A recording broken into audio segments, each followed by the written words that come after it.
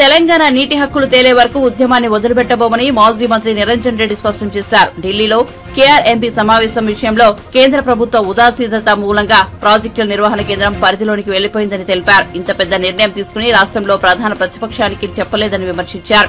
కృష్ణా ప్రాజెక్టులను కేఆర్ఎంబీకి అప్పగించిన నేపథ్యంలో ఉమ్మడి 5 జిల్లాల ముఖ్య నేతలతో కేసీఆర్ అధ్యక్షతన మంగళవారం సమావేశం నిర్వహించారు. దీని పర్యవసానం ఏంటి? ఇది అనాలోచితంగా చేసినటువంటి ఈ తప్పిదానికి, ఘోరమైనటువంటి అన్యాయానికి ఇవాళ తెలంగాణకు అవసరమైనటువంటి మంచినీళ్ళని తీసుకోవాలన్నా, తెలంగాణకు అవసరమైనప్పుడు కరెంటును ఉత్పత్తి చేసుకోవాలన్నా మన హెడల్ ప్రాజెక్టు 2 కూడా శ్రీశైలం మీద, నాగార్జున సాగర్ మీద ఉన్నాయి. మనకు అవసరమైనప్పుడు మన కరెంటు మనం ఉత్పత్తి చేసుకున్నామంటే కూడా ఇవాళ కేఆర్ఎంబీ యొక్క పర్మిషన్ తీసుకోవాలి, వాళ్ళ దయా దాక్షిణ్యాల మీద ఆధారపడాలి. తాగునీళ్ళని తీసుకోవాలన్నా వాళ్ళ దయా దాక్షిణ్యాల మీద ఆధారపడాలి. అందుకే నీటి వాటా తేలే వరకు, 2 రాష్ట్రాల నీటి వాటా తేలే వరకు కేఆర్ఎంబీ పరిధిలో ఈ ప్రాజెక్టులను పెట్టవద్దు అని చెప్పి ఆపుతూ వచ్చినాం మనం. కేసీఆర్ పరిపాలన, కేసీఆర్ ముందు చూపుతో, ఆయన వ్యూహంతో కేంద్ర ప్రభుత్వం ఒత్తిడి తెచ్చినా, వాళ్ళు బ్లాక్మెయిల్ చేసే ప్రయత్నం చేసినా కసేమిరా అని ఒక్కనాడు కూడా అంగీకరించలే, పెండింగ్లో పెట్టినారు. మీరు వచ్చిన పుణ్యానికి 2 నెలలకే మీ పరిపాలన యొక్క పాపం ఇలా కృష్ణానది నీళ్లను కృష్ణార్పణం చేసేసినారు. ఎవరి ప్రయోజనం నెరవేర్పేది నుంచి ఇంత అనాలోచితంగా ఎట్లుంటారు? ఎంత దుర్మార్గమైనటువంటిది ఇది.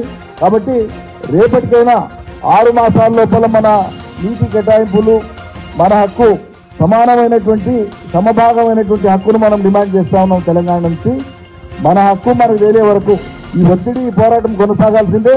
ఒకవైపు ప్రభుత్వం నిజంగానే మెడకేసుకొని బాధ్యతలు తీసుకొని సాధించడానికి ముందుకు పోతే, బాధ్యత గల ప్రతిపక్షంగా ఈ ప్రజల హక్కుని పరిరక్షించడం కోసం మేము ఎల్లప్పుడూ సిద్ధమే. కానీ ప్రజాక్షేత్రంలో పోరాటాన్ని మాత్రం వదిలేదు లేదు. ఖచ్చితంగా ఈ పోరాటాన్ని ముందుకు తీసుకొని పోతాం. మీరు చేసినటువంటి తప్పిదానికి నేను ఇంతకుముందు చెప్పినట్లు ఖచ్చితంగా మీరు క్షమాపణ చెప్పవలసిందే రాష్ట్ర ప్రజానికాన్ని. చిన్న చిన్న తప్పు కాదండి ఇది.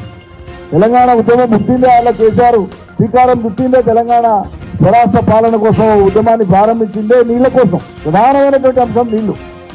లక్షల మంది రైతాంగం బతుకుదెరువు లేక వలసలు పోయి వ్యవసాయము, గ్రామీణ జీవనం చిత్రమైనటువంటి పరిస్థితి. అలా కరెంటు బాధలు, మంచినీటి బాధలు, వ్యవసాయ బాధలు, బోర్లు ఎండిపోయినటువంటి బోర్లు, కాలిపోయేటువంటి మోటార్లతో తెలంగాణ దుఃఖమయమైనటువంటి స్థితిలో ఉంటే కదా తెలంగాణ ఉద్యమం పుట్టింది. రైతాంగానికి ఒక భరోసానిచ్చి, కరెంట్ ఇచ్చి, నీళ్ళు ఇచ్చి, పెట్టుబడులు ఇచ్చి, చిన్న చిన్న ప్రాజెక్టులను కంప్లీట్ చేసుకొని, పెండింగ్ ప్రాజెక్టులను కంప్లీట్ చేసుకొని, మిషన్ కాకతీయ చేపట్టి భారీ ప్రాజెక్టులకు రూపకల్పన చేసుకొని ఇంత దూరం ప్రయాణం చేసుకొని వచ్చినాక 2 నెలలకే ఈ నీళ్ళని తీసుకుని ఈ హక్కు, తెలంగాణ ప్రజల హక్కును కాల రాసేటువంటి విధంగా ఈ రాష్ట్ర ప్రభుత్వం ప్రవర్తించినటువంటి తీరు చాలా చాలా అభ్యంతరకరం.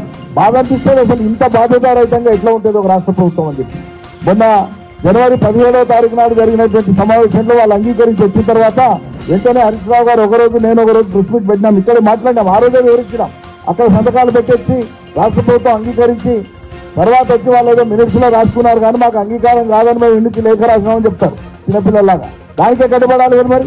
కాబట్టి రాష్ట్ర ప్రభుత్వము చాలా ఘోరమైనటువంటి తెలంగాణ ప్రజల యొక్క ప్రయోజనాలకు గొడ్డలు పెట్టుగా ఉండేటువంటి నిర్ణయం తీసుకొని కృష్ణా ప్రాజెక్టులను ఉమ్మడి యాజమాన్యం కింద, అంటే కేంద్ర యాజమాన్యం కింద ఉండేటట్లుగా.